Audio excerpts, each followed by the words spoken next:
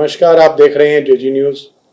हम जब भी आपके बीच में आते हैं कोई ऐसा एक मुद्दा लेके आते हैं जो समाज में एक मैसेज देता है।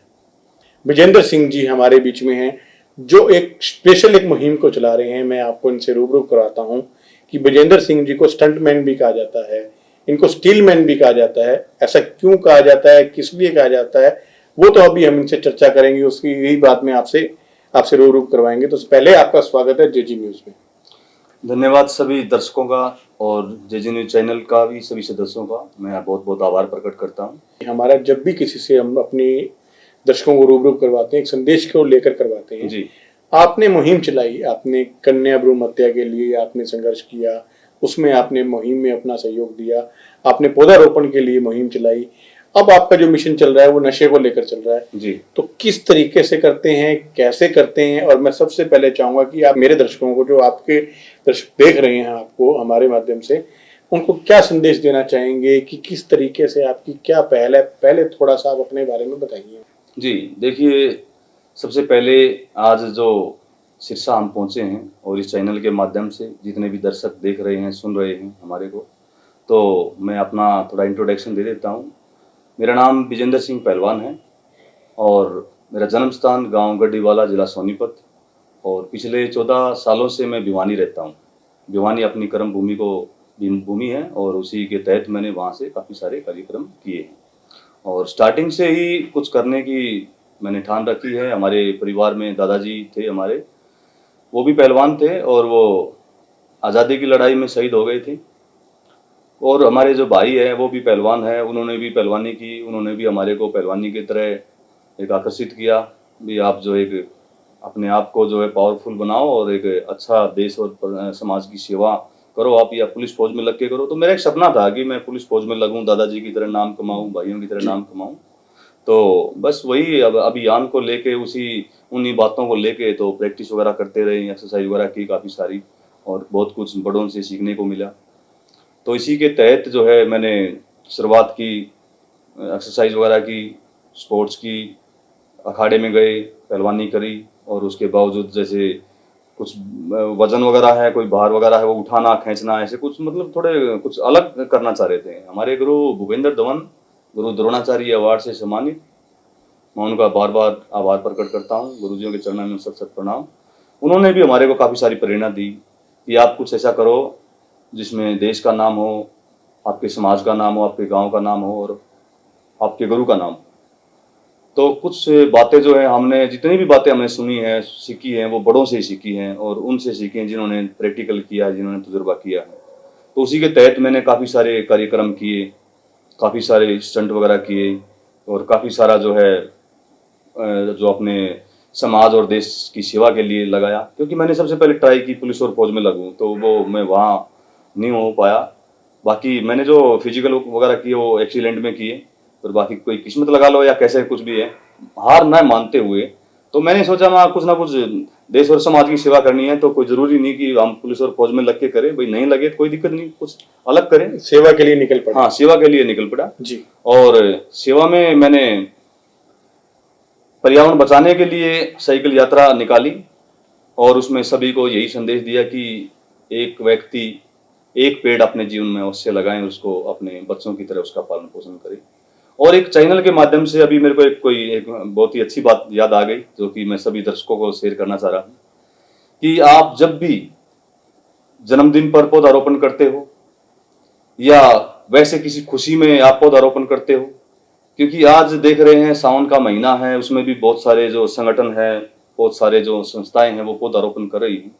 तो मेरा सभी इस चैनल के माध्यम से सभी दर्शकों को एक संदेश है, एक सुझाव है कि आप जब भी पौधा लगाएं, वो पौधा वन विभाग की देखरेख के तहत हो, पुलिस प्रशासन की देखरेख के तहत हो, उपायुक्त महोदय की देखरेख के तहत हो।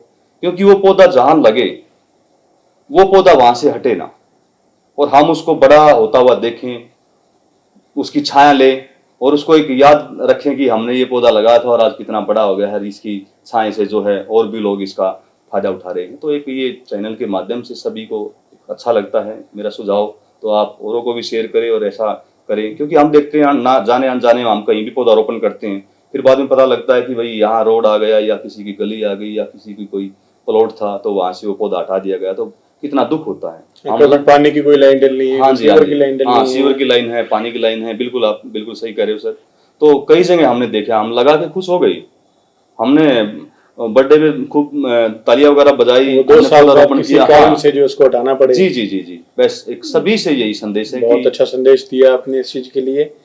तो उसके साथ एक आपने नशे को लेकर एक आपने मुहिम चला रखी है, जो आप दोपहिया वाहन के माध्यम से गांव गांव में उसका प्रचार कर रहे हैं, सभी जिलों में जा रहे हैं। तो ये आपके दिमाग में कैसे आया और किस तरीके से आप जो है लोगों को प्रभावित कर रहे हैं कि नशे से जो है आज हमारा युवा बाहर आए?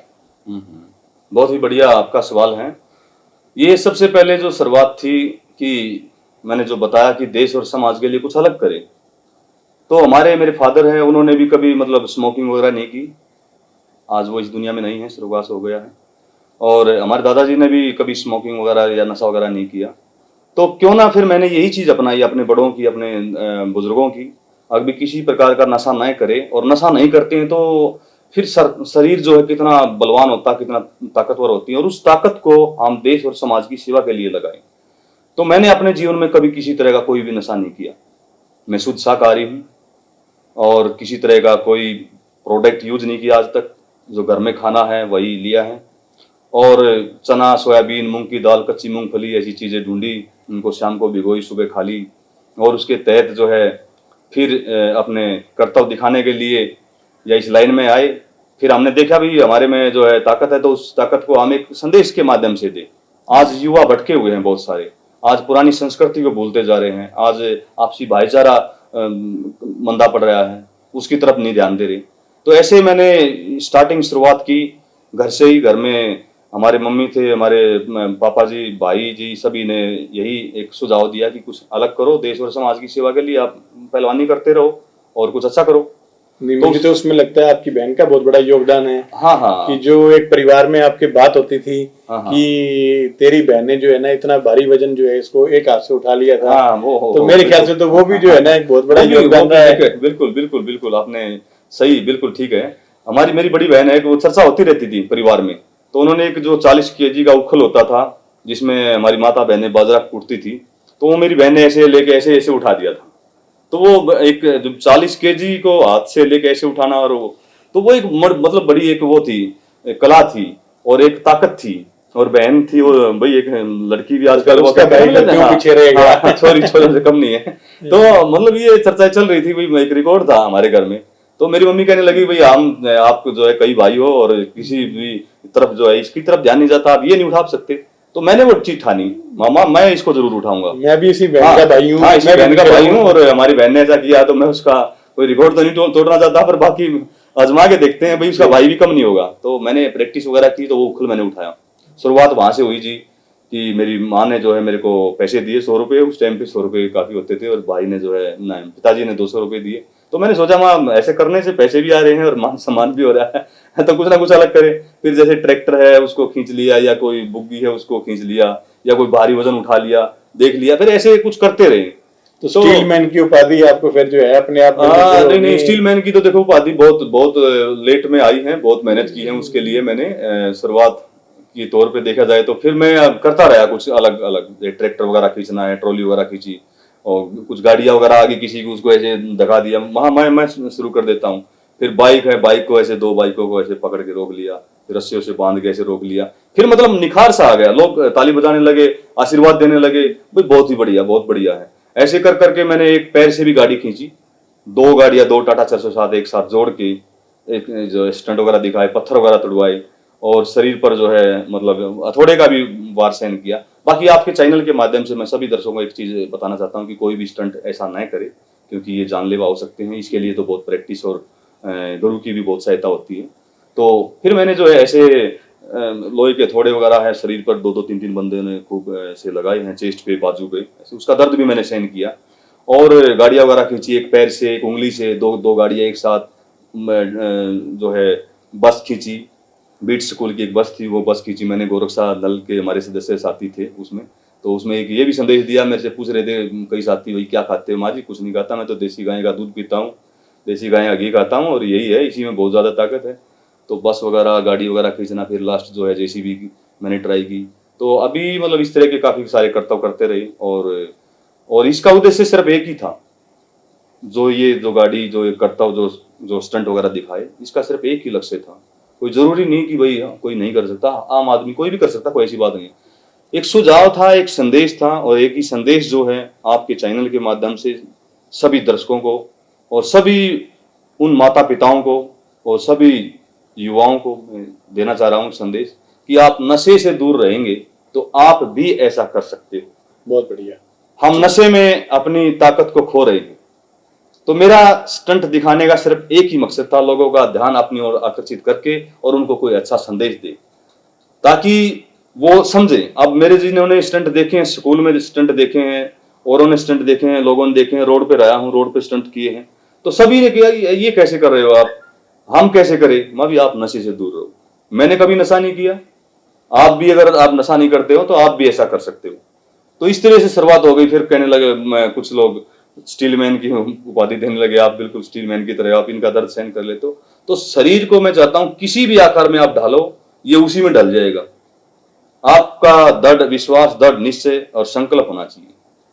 तो इसी के तहत जो है मैं सभी को यही संदेश और सुझाव दे रहा हूं कि शरीर को कैसे भी डालो। और हरियाणा प्रदेश के अंदर जितने युवा हैं, सबसे ज्यादा जो मेडल हैं वो हरियाणा प्रदेश के युवा लेके आते हैं। तो मेरा उनसे सभी से सुझाव है कि इन मेडलों की भरमार बरकरार रखो और हर युवा स्पोर्ट्स की तरह ध्यान दे, नशे की तरफ ध्यान बिल्कुल भी न दे। नशा किसी भी तरह का हो वो नशा न करे, क्योंकि नशा शारीरिक मानसिक तौर से हमारे शरीर को खोखला कर देता है। जैसे पेड़ में दीमक लग जाता है, ऐसे शरीर को खोखला नशा कर देता है।